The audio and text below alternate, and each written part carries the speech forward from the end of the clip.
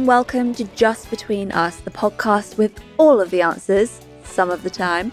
We're your hosts. I'm Dinah Vickers. And I'm Alice Giddings. Each week we'll be taking your calls, listening to your stories and answering your burning questions. And of course, we'll be sharing our own experience because let's be real, we've all made some very questionable decisions along the way. And that's Just between us.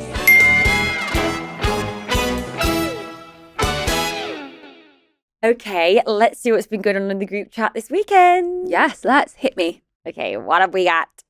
Left my dog with my sister for the weekend and she's literally shaved him. Oh my God, what happened? Hey, how's Eddie been? He's been fine. Was itching a lot, so I shaved him to see if he had fleas. Shaved him where? Everywhere. Oh, he's so bald. Have fleas. Yeah. Oh my God, that's so naughty. Oh, I feel that he's naked. He must be so cold. Could you imagine giving your dog to your sister for the weekend and it coming back completely bald? I would kick off. Like my little Frank, well, he's not little, he's huge, he weighs more than I do. But if someone shaved him, I would be livid. Yeah, obviously hair grows. Yeah, but he didn't need to be naked. But the thing is, it's like, imagine you're looking after a dog and it was scratching.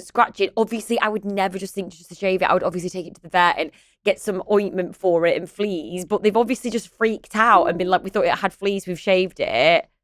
Must be freezing. You can tell they don't own a dog. Absolutely. It's like it's gone from 0 to 100, hasn't it? It's gone been like... It's giving a bit vindictive. I feel like maybe something happened deep in their past and they've thought, I'm going to shave your dog and get revenge. I think and pass it off as it was a nice thing to do. Yeah, like maybe the sister did snog the sister's crush at some point in their lives. And they've been like, she thought, I'm going to shave your spaniel. I'm going to shave that dog. I'd be fuming. That's made me really sad. What else have we got? Oh, let's have a look.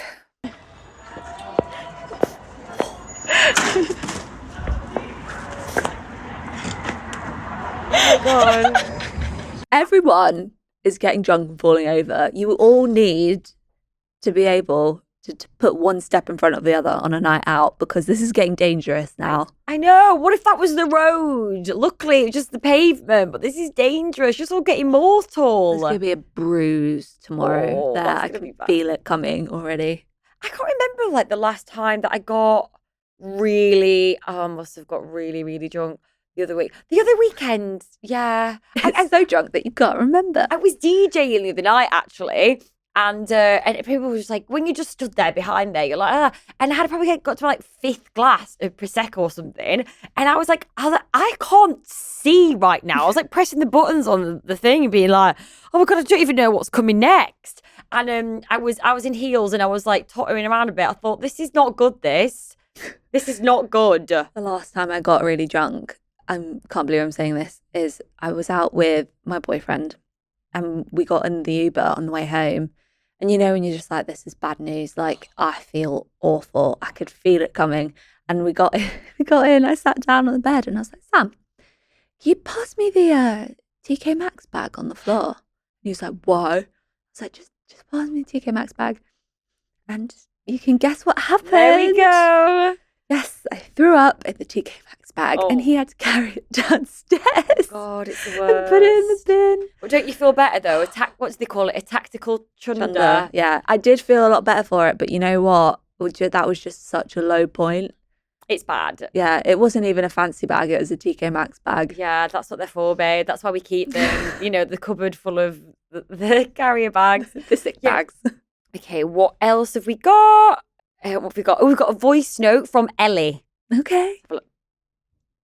Oh my God, girls. The funniest thing happened to me the other night. So I'm out in Ibiza for the season doing some bar work, and me and some girls I met at work went to a hotel for some drinks. It got more lively as the night went on, and this Italian guy came up to us and started giving us a lap dance. Turns out he's actually famous in Italy and regularly does live streams on Twitch. We ended up staying with him and his friends for the whole evening and went to Pasha together. Even though there was slight language barrier, we still had the funniest night. It was honestly an evening I'll never forget. That's so fun. That's fabulous. I'm obsessed with that. I've actually had some of the funniest nights on holiday with men with language barriers. I've actually got a really, really funny story. Okay, hit me. I went to, where was I? I was in Turkey with me and my sister, and we got to this restaurant, and the guy that owned the restaurant really took a bit of a shine to me and my sister, but sort of me in particular. And he like sent over, all this food, free fruit, like ploughing, loads of fruit. They loved to send over fruit. And then he was like insistent that his friend sort of got a crush on my sister, but none of them, we couldn't really communicate with each other, especially my guy. Uh-huh. And then he was like, his friend was sort of translating, going, he owns a bar next door. Why don't you come to that? He'll give you some drinks. We're like, oh, we meant to have a quiet night, but whatever, we'll go. You've twisted my arm. We twisted my arm. So we got there and they got this like podium set up with more fruit and alcohol. And this guy was talking to me. Guys, his name was Mummy. His name was Mummy. And Mummy really fancied me. And Mummy kept like translating things but when you just don't fancy someone at all, but then also after about 8 tequilas, you're like, Mummy's quite fit. And then he was like translating things on Google. We couldn't speak a word to each other, but I ended up in the end snogging Mummy. And it was a really great night. And that was our night in Turkey. We couldn't speak a word to each other. And we said we'd have a quiet one, but I ended up snogging Mummy. Wow. Yeah, it happens. Was Mummy a good kisser? Mummy was a good kisser. Okay. Yeah. To each their own. I really hope no one sees this clip out of context and is like, what the hell? You need the backstory. Mummy. Also, babe, by the way, the group chat has been non-stop talking about the Beckhams. Have you seen that? I know. It's everywhere at the minute. I feel like every time I pop up anything sort of on Instagram, on TikTok or wherever, it's like it's constant. And I feel like it's been going on for a while now as well. It's so drawn out. I feel awful for everyone, to be honest. I know. What is going on there? Because a while ago, there was meant to be a feud. And Yes, I think there still is a few. yeah, but there was about the wedding. And then because Vittoria wanted Nicola to wear her wedding dress, but then she wore something else. Which, fair enough. Yeah, I mean, it's your wedding day. You can do what you want. But then they sort of like put on a united front, I think, at one of Victoria's shows, and everything looked really cute and cozy. And they were commenting a lot on each other's posts. And then all of a sudden, again, it's just gone cold. Got a cold. Yeah, I know. Well, they renewed their vows, didn't they? Brooklyn and Nicola. I know. And his parents weren't there. Parents weren't there. Which is really sad. I do think that's sad. And I think that I don't know if I would want to do that, especially if there was a feud going on with my family. I don't know even if I would want to, as much as I love my partner, I don't think I'd feel really comfortable doing that. Would you? Well, I mean, my dad's probably not going to be at my wedding, but yeah, I would feel very sad. But you don't know if they just got invited and didn't want to come, or they weren't invited. This is the thing, we never know. Like they could have had these like wedding vows renewed, like booked in about a year ago, and then they could have had a bit of a disagreement, and it only just happened, and then unfortunately it's fallen on a date where they can't speak. Or you think, is there a feud going on? And then to put fuel on the fire, they've done the renewal at this point to show that they're a strong couple. You just don't know.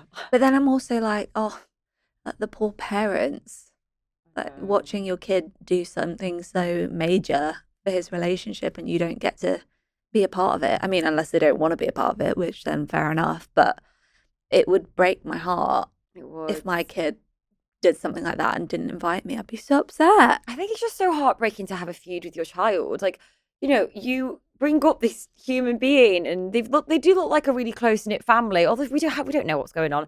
And then you just want to love them and be there for all of these big milestones in their lives. And then you especially with these lads, they get these wives and you get pulled away. It's a nightmare because no matter what, I think a lot of women do wear the trousers. Do you not think that in marriages? I mean, my partner would disagree, but I definitely wear the trousers in our relationship for sure. But I'm very bossy. I think that a lot of women think healthy relationships, women wear the trousers. But yeah, I mean, families are really complex, and you never know what's going on under the surface, do you? Really? But yeah, family feuds and dynamics can be so hard to navigate. Absolutely. And speaking of which, with the devil, we have a lovely caller called Freddie, who is going to be sharing his dilemma, which is exactly along these lines. So we should probably get him on the line. Let's have a listen. Hey, is that Freddie? Hi, how's it going, ladies? Hi, it's going really well. How are you? Yeah, I'm well, thank you. Monday, yeah, just Monday getting into the week. How about you guys? Yeah, we're Same. good. Yeah, I know. It's always a slow start. I feel like that early in the week just should be cancelled. But all the better talking to you. Where are you in the world, Freddie? I am in London. I work in London. I have a friend who actually recommended this to me, so that's why Oh, I called in, yeah. oh, Stop it. fabulous. We Thank love you. that. We love a good cheeky recommendation. Okay, so Freddie, tell us what's going on with you? What are you calling about today? So, no huge dilemma or problem with me, just a bit of a situation that I have personally going on in my personal life, more specifically within my relationship. Now, I've been with my boyfriend for 2 years and I love him to bits, but essentially, my family and friends don't feel the same way about him.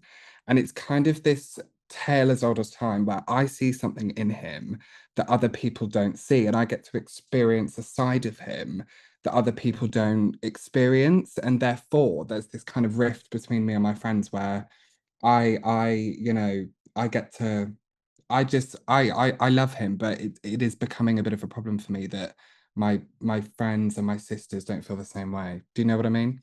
Absolutely. That's Absolutely. really hard. Really, really hard. So do you spend a lot of time together, or is it just what is it anything in particular that is he quite quiet, or has he done anything bad to you to upset you, and then they've been a bit territorial and looking out for you or and protective, or is it just that they just don't particularly like him?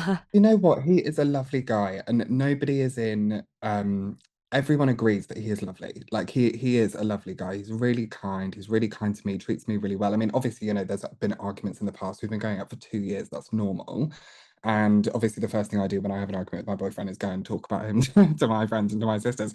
So there is inevitably going to be that, like, protective attitude from them. But it's not so much that he is shy, and that's the issue. He is shy, and I feel like whenever we are in a social situation, I'm carrying him because he is so shy. So he didn't grow up in the UK, he's from Barbados, and we're obviously gay, both of us, and he's gay. Um, so throughout his life, he only moved to the UK about 5 years ago. Throughout his early life and early adult life in Barbados, he kind of really had to hide the fact that he was gay. There's quite a persecutory like culture out there against towards gay people.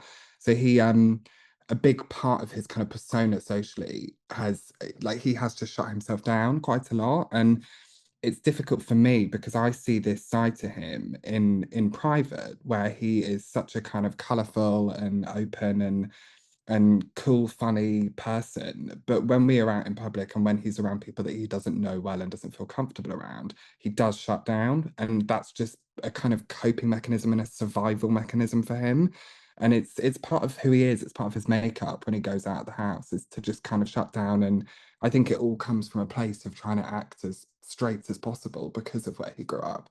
Um, and my friends don't really kind of I think people who meet him on first glance aren't going to understand the nuance of that and the kind of, it's such a bittersweet thing for me seeing him kind of open up to me because he's so lovely in private, but I think I'm quite a bubbly, social, fun person, and a lot of my friends just think I, deserve someone that kind of matches that. Yeah, I get that. I get that. But I mean, you obviously being a gay couple, what was it like for you to come out, and when did you come out, and how did you meet your boyfriend now if he's so different in that respect? Yeah, so I have always been very openly gay. I think I've known that I've been gay for as long as I can remember. Like I did ballet when I was a kid and stuff like that. Like I've always, and I've got I three love sisters. that. I love it. I've always been very open about it and very confident about it for the good and the bad. Like I had a rough time at school. Like I was really, really picked on and bullied growing up. But I kind of I never really let it phase me because I've always kind of known that when I get to adulthood, I'll be around kind of unjudgmental people that, don't, you know, I think people that are homophobic, it's just kind of immaturity and insecurity. And now I'm lucky I'm kind of 22, bordering on 23, and I've not really got anyone around me in my life that's like that. And I always knew that day would come. So for me, I found it to be an easier road than Sam. But we met in a shared house in Camden a couple of years after I moved to London, and we just hit it off living in the house together. And it was quite casual at first. And we are so different. He's quite older than me. Yeah, we How are. much older? So I'm 22, he's 32, so he's 10 years Okay. older than Yes, me. yeah. So it's quite a big age Quite a gap. big age But gap, yeah. I think I'm quite mature for my age. And I wouldn't say he's immature for his age. He looks very young. But he's quite young at heart and young, Yeah. like, yeah, like free-spirited and kind of young. So we do get on and we don't feel that age gap, but we just are so polar opposite different, which for me is what attracts us. But I think a lot of people from the outside look at me and just think kind of you're putting him on a pedestal when actually you could be with someone more fun who's gonna like carry you and take you out and do this with you, you know? Like I think there's always kind of one person in the relationship who drives it. And Yeah. It must be hard though when you know this person so well and obviously you share this connection. Like you're saying, I guess it's really difficult as well because are you quite a tactile person in public? not really. And do you know what? We hold hands walking down the street. Like he doesn't Okay. mind about that. So he is openly gay now that he's in the Okay. UK. Come on leaps and bounds in terms of like being confident within that. And I think that's kind of the beauty of the fact that he's been able to move here and, you know, this country we're for the most part open and accepting with people's sexuality and stuff. So that's kind of been a great thing for him in his life. So it's not so much that I'm not getting that from him, like he'll Yeah. put his arm around me when we're on the tube and stuff like that. We are a happy couple, this is the thing. Yeah. Like I do really love him, and like this weekend just been, we've had like the best weekend ever, and you know I'm just kind of yes, I feel a bit like torn even saying this because I really get on with him, but I get this vibe from like my family and my friends that they don't like him and that they don't think he's maybe kind of fun enough or talkative enough or social enough for me or to match me, if that makes sense. Do you think it's because obviously he sounds like he could be the one for you when you're in private together and you have these amazing times, but do you think that because I know firsthand what it's like for a family member not to love or approve of the person you're dating, do you think that that dynamic would end up being a deal breaker for you? So I am close to my sisters, and I know that one of my sisters doesn't like him. And I've said to her before, why don't you like him? And she's like, because he doesn't talk. And it's kind of like, fair enough. Like, if he's not actually gonna kind of grow a pair and start a conversation with her and be talkative and social with her, then why should she like him? You know what I mean? So for me, I find it frustrating because I know how great he is. And yet there is this barrier with him showing other people that. I don't think it would be a deal breaker for me because I live in London on my own. My family don't live in London, so I generally am more kind of my life is more based around him now than it is based around my family. And ultimately, I do need to kind of like the decision needs to come from me and not from anyone else. But I just, yeah, I wonder whether as the years go by, like, you know, when you get to that kind of 2 year, just over 2 year stage, and it starts to go from like the relationship starts to get more and more serious and you start looking further and further down the road, I just wonder whether it is going to be a recurring issue. I totally agree. I'm so close to my family, and I've been in points of my relationship before where it's all gone a bit sour and they've not really got on, and it's been really really difficult. Have you ever thought about maybe I don't know because my ex did this with my mum. He took her out for some dinner Oh, and they spent hours and hours together, and I would go out of town and my ex would spend time with my sister, and an ex before did that as well. And I didn't know whether you would suggest maybe a coffee date without you. Is that what do you yeah. think, Alice, or is that a bit too intense? Or maybe just, I mean, because I feel like if I introduce a partner to my family, it's never just usually one on one, it's usually multiple people. Is there any way you could maybe kind of set aside time for an individual meetup with one member of a family at a time to help him feel less overwhelmed? Is that something you've tried? It's not something I've tried, but it is a good idea, really good idea. And do you know, I think so a coffee date would send him out in hives, and he would just like run and hide from that idea. No. Yeah, I know He, that's a bit overwhelming, isn't it? like go and have a job interview with my mum. My mum's terrifying. But no, You're like, not even I want to go on a coffee date. It's me and my mum. Oh my God, it's too much. Let alone put him on one. the best way. My family are a lot. But no, I wonder whether so we've got two dogs at my mum's, and I wonder whether on a dog walk I should just say to him, like, just try and kind of take my mum a walk off a bit and leave them back and just try and Yeah. time for them on their own in a bit more of a kind of casual way, or if we're playing a game, put them on a team or something. It's a good idea because I Yes. think they have gravitated away from each other now rather than towards each other. And I It's should try. really helpful. You've just cottoned on to something really good there because it's so helpful to give two people who haven't connected something to connect over. Yeah. So- Animals are really good. Yeah, dogs are great. Everyone loves dogs. Yeah, even when you're meeting someone for the first time and it's a bit awkward and there's like a dog running around the room, they're a really good, they sort of put the attention Icebreaker. on them. Really good icebreaker, definitely. Yeah. You know what? It's difficult, right? Because my ex-boyfriend, my family got on with him so well. They all loved him. He loved my little sister. Yeah, like he was a really big part of my family. So I almost feel like there's kind of like impossible shoes to fill now. Yeah, the I- kind of I- resentment a little bit from them that he's not your ex. Yeah, that's really tough. Maybe. And like, yeah, like my younger sister and my ex-boyfriend used to obsess over location together. Like I would take him back to my house. We would just like I wouldn't even get to see him if we went to my mum's because he'd just be watching Kirsty and Phil with my little sister. And kind of so I feel like there's almost an element of like comparison and that being a thief of the kind of joy of him for me. And I just It's it's not a burning issue, but it's just something that I'm trying to kind of get my head around, whether it's an important thing to me, you know? Yeah.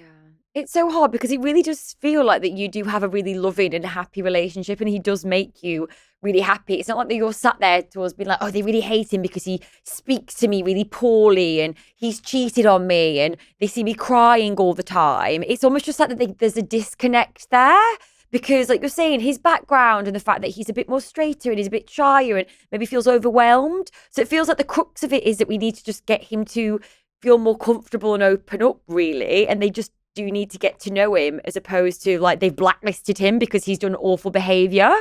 Yeah, and I would say, like, have you spoken to your family about how you feel, the way you feel about how they receive your boyfriend and if they could maybe be a bit softer and more open-minded? I have, and like they've all been generally, they haven't, they haven't laid it on thick like we hate him or anything.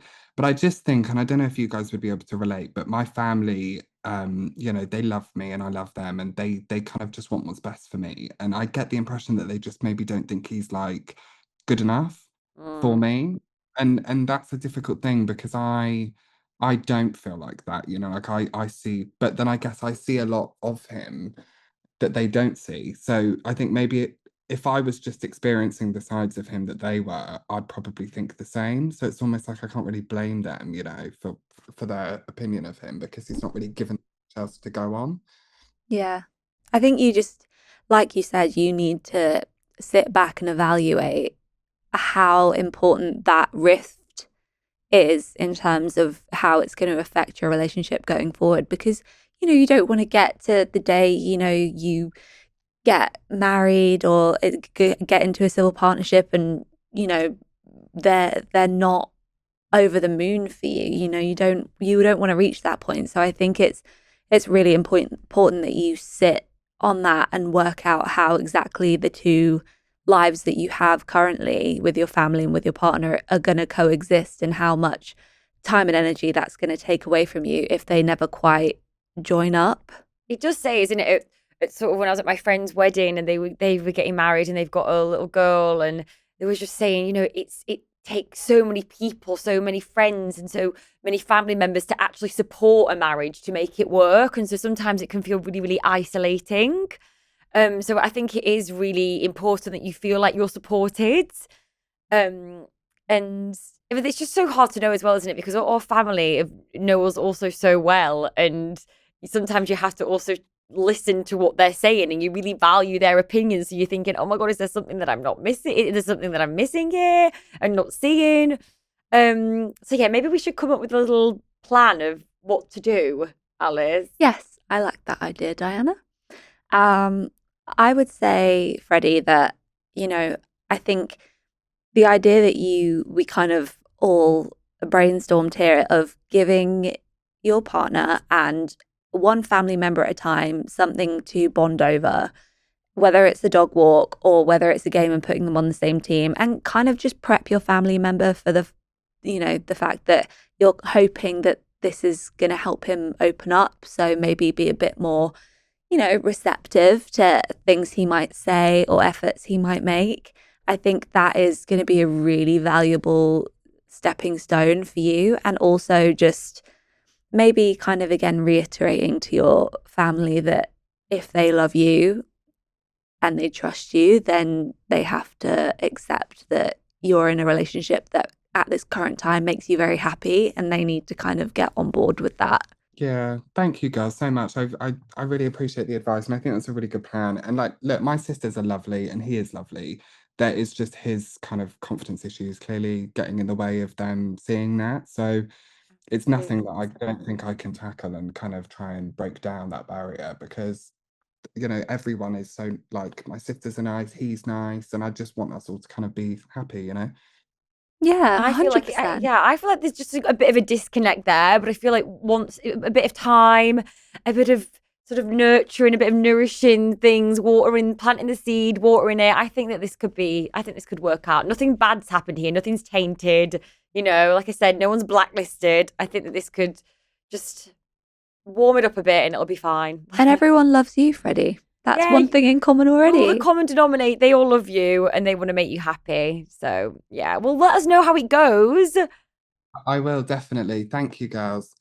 Thank so you much, for love. calling Take in. care. We want to hear from you when this magic works, and we want to know how happy everyone is together. Absolutely. Right, definitely. I'll call back in and give you an update sometime soon. Yes, Thank you. please. Take care, love. Okay. Bye. Bye.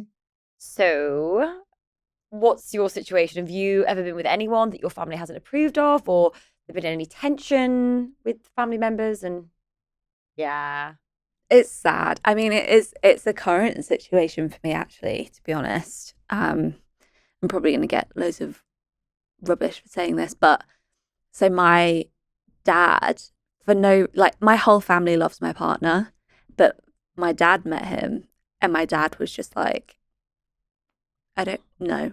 Like, I think he said we're chalk and cheese, and I don't like it. And I was so bewildered because I just Sam's the love of my life and everyone adores him, and he's so cheeky chappy and he's got charisma and he's really, outgoing and always the life of the party, and it just really threw me for six. And then, I mean, my dad is now going through a divorce with my stepmom, and my stepmom met my boyfriend for the first time on my birthday, actually, so a couple of months ago. And she was like, I could tell why your father didn't like him. And I said, oh, really, why? And she was like, because Sam isn't threatened by anyone. yeah, probably because he's a great guy. He's like, yeah. Yeah. And I was just like, oh, it all makes sense now. But it really affected me because I found it so frustrating when someone you love so much, who, has been in your life since you were born, won't just put their differences aside and make your life easy and be nice to someone who's been nothing but wonderful to them. And it really hurt me. It really, really hurt me. And it's made me so, so sad because, Sam's family have been nothing but wonderful to me and so inclusive and so welcoming. I've gone to theirs without Sam and stayed over. So nice. And, they're wonderful people. And I just think it just upsets me that someone I love can't do that. Is it one of those, without prying too much on your relationship with your dad, is it something, are you your dad particularly close? Is it that you really, really value his opinion, or is it just that it's another reason for you guys not to maybe have a stronger relationship? What's the sort of dynamic there? Unfortunately, we don't talk. Okay. Yeah, it's it's as of this year, pretty much. It's just disintegrated. It's always been we've never really spoken about anything. And so when I started making my feelings clear, it really kind of went south. And yeah, it's a real loss. And I know a few people that have, you know, stopped speaking to someone over a relationship, and it's so hard. And it's not the only reason I don't speak to my father, but it's a real punch in the chest, you know, a real loss for me. But how do the rest of your family feel about him? Oh, they love him. My nan invited him on holiday without me. Oh my God, go on, Nan. Trying to get in there. She was like, "Do you want to come to Crete with me?" Stop. Sam was like, "Oh, a free holiday, why not?" But yeah, so she's tried to steal my boyfriend from me multiple times. Nan, I know, get in there. cheeky Nan. But yeah, everyone loves Sam. Yeah. Sam will pretend he's known you like 10 years when he first meets you. So there's no ice breaking. It's straight in. But yeah, he's a fabulous guy. And everyone loves you. You've not had any sort of run-ins with that side of his family or any relationship? No. Wonderful people. Everyone's lovely. It's so nice. What about you though? He was a bit more on the controlling side of things and sort of running that. Like, he definitely wanted to make it about his world and prioritize his family. I have my sister and my mum, who I'm super, super, super close with. And he, you know, we were all really, really close. He was really friendly with my sister, but it just became apparent that it would be very much that he wanted me. It was his family that he wanted to be the sort of like dominant in our lives. And when things sort of got a bit more towards the end of our relationship, he wasn't very nice with my sister. He was very dismissive with her. Oh, I don't like that. Just quite cold, just sometimes. So that was really, really difficult. And that definitely pushed me towards more of not wanting to be with him. So that was that. He wasn't always easy. My other long-term boyfriend, we just loved him. He was hilarious, funny, brilliant, great. It was interesting though, because my 5-year boyfriend, I was super, super close with his mum and dad. And then when I first met my 2 years boyfriend's parents, I was at the start, I wasn't quite sure, but then his dad and his stepmom just absolutely adore me, to the point that now we're not even together. We go out for drinks together and go out for dinner. So cute. Yeah, so I literally got such a great relationship with my 2-year partners, like, yeah, stepmom and stepdad, that, yeah, we speak like quite often. And my family absolutely love him. And yeah. So that was really great and really, really lovely. But yeah, it was difficult with my long-term boyfriend, with my sister, and towards the end, that was I'm not hard. Surprised. Yeah. I mean, my family's approval means loads to me, and I imagine probably you're the same thing. And when that clash starts to happen, it's really hard. Also, just someone not being very nice to someone that you love. I just don't stand for it. It's just you don't have any reason or entitlement to talk to anyone like that. And it's just, yeah. So no, when you speak to my family poorly, that's just not going to go down well, I'm afraid. Yeah, I don't blame you. I don't blame you at all. Yeah. So that's that really. But yeah, and I'm always really curious, like, anyone next that's going to come into my life. I'm like, oh my God, like, what if I don't get on with your mother? Especially with boys and their mothers. Boys and their bloody mothers. It's a nightmare. The boy mum is a special breed. Well, not all boy mums, but the boy mum is a stereotype that is a bit scary. It is scary. It's like they really have to, you know, I felt it before. I've really felt it before. It's a hard one. I saw, you know, there's the TikTok trend going around where people share the thing that they keep thinking about. And it's like, I was just thinking about the time when blah, blah, blah. Yeah. And this woman posted her labor video, and she was filming because she was still in active labor, and no word of a lie, her partner was asleep on the bed and his mum was practically like spooning him. Oh, stop it. And she was just like, no, I'm in labor and you're sleeping with your son, like, absolutely together. not. They may as well have been a couple. It's just, yeah, it's like when you see these videos online on TikTok of them doing gender reveals, and then the mother of, it's always the mother. They run to their mum though as well. Of the boy, they run to the mums. It's like, no, get away. Hug your partner first. I know. I remember I've had boyfriends before where I've gone to meet their parents and gone back to like theirs for the weekend or whatever, and they've just been in front of me cuddling their mum. And I love a How cuddle much with my mum. cuddle? not like we, but yeah, just sometimes I'm like, just get up. Like, I'm over here. Stop cuddling your mum. Like, I love giving my mum a cuddle, but then I'll go over to my partner. But do it to the uncomfortable amount of being like, yeah, that you're done now. Stop your mum stroking your hair. Get a room. Come and sit. Yeah, come and sit with me and put your arm around me. It's time for our favourite segment, which is 30-second solutions. Here we go. Maxx. I've been dating this boy for 3 months and he hasn't introduced me to a single one of his friends and shows no interest in doing so. Is this a major red flag? Yeah. That's a big red flag. That's the biggest red flag. You could see it from space. Honey, there is a field of red flags and you need to get out of it now. Yeah, you may as well be trying to tame a bull with that red flag. It's huge. No, confront it, ask why. If they're being weird about it, just go, you know what? I'm out. Yeah. You don't want to be hidden. No one deserves to be hidden in a relationship. They should be proud of you. Exactly. And they're hiding something or they're just not taking the relationship seriously and you deserve to be taken seriously. Right. Okay, we got the next one. Mm-hmm. So, I have a holiday booked with my best friend, but I've started dating someone and want to take them instead. Do I swap them in or suck it up and go as planned? You go on that holiday and you don't just suck it up. You have a really good time and show your mate a good time. Your poor girl, your best friend is going to be so upset if you do that. Yeah, no. And also, remember, this might not work out with this fella, so your girlfriend's going to be there for life. So you have the time of your life with that girl and don't look twice, Missy. Yeah, say it Don't louder. look back twice, Missy, that's what to say. Sorry, it's tough love, but it had to be said. Absolutely. Girls before, what is it? Chicks before dicks. Okay, what have we got?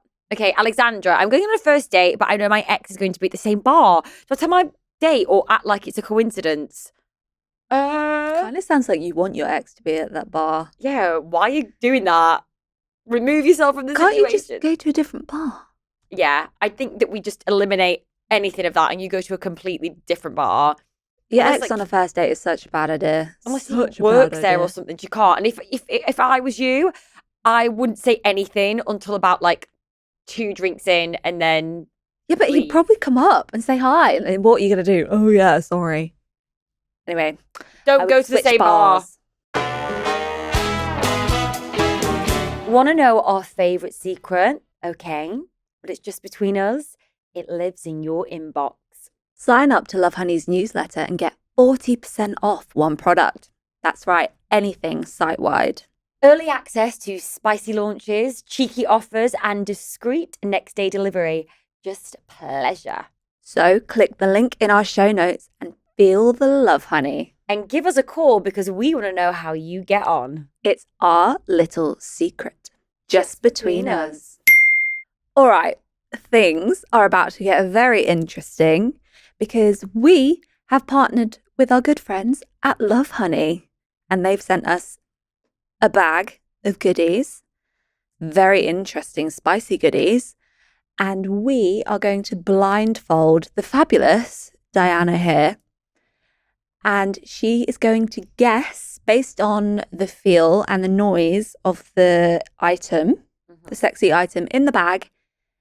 She's going to guess what it is. Or try to, anyway. Yes, apparently so. And if I get them wrong, apparently I'll get a little whip. This blindfold is from Love Honey. So As here we is go. my fabulous contraption here. Okay, right. This is so kinky. Oh my God. Okay.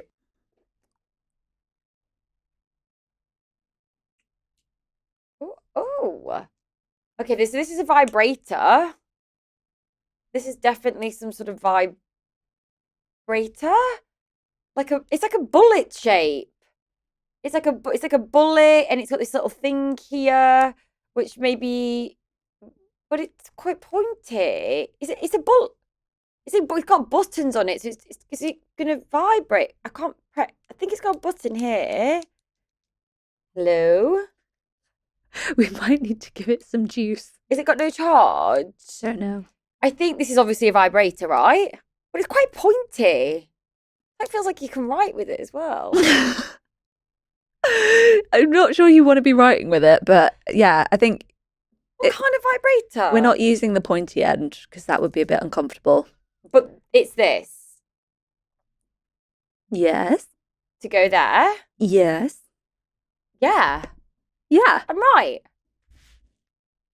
Oh, hi. Oh, it's very sexy. I mean, you put Yeah, I mean, it's not a bullet, like you said. what is? Yeah, I know, because it does that doesn't vibrate. No. But this bit. this bit, Yeah. And it's flexy. I say this because I might have one at home. this isn't yours though, is it? No. Oh right, okay. When I then tell what you does it's a fabulous contraption, though, it's brilliant. so it just did. This is just all about this here. Yeah. And you just go for it. Mhm. Have a good time. Have a little feel around. What's it called? It's a massage wand vibrator. Right, okay. In mini metallic. And you design. highly recommend? Yes. I would like to have a go. It's very it's sophisticated and it goes with our set as well. It does. How appropriate. And now it's time for the hot take of the week. Yes. Do you think being mysterious is overrated, or does it actually make people more attractive? No. It's overrated. Is it? I think so. Because you know what? I was watching these movies the other day and I don't know, I guess it's just because I wear my heart on my sleeve and I'm quite, an outward personality. And me and my friend were watching, she's the same too. And I don't know. I find it more interesting when someone's a bit more Open. That intrigues me more. And then I want to get to the core of what they're. I don't know. I'm a bit more heart on your sleeve, and I find that super, super attractive. Fair. I quite like the mysterious thing. Obviously, I think there's a difference between being mysterious and just being a closed book. I think mysterious is where you meet someone who you kind of think is one thing and then you peel back a layer at a time and you realize actually they're so much more nuanced, and I think that's really sexy. That is sexy. But then sometimes I've sat with that being like, oh, wow, they're like giving me like nothing, but I'm intrigued. And then I've got there and been like, yeah, there's nothing. And I've like really wasted my time. Okay, fair. I think maybe we just need to work on picking out the right mysterious vibe for you rather than just like no personality. Yeah, I've been like, oh God, difference. this guy is so hot. He's a 10. He's like Jacob Elordi vibes. And then He's there's no one giving, home. and he's just giving nada. Yeah, no, mysterious, I think there's definitely a place for it and it's attractive, but you can only be mysterious for so long. Otherwise, it gets old. Yeah.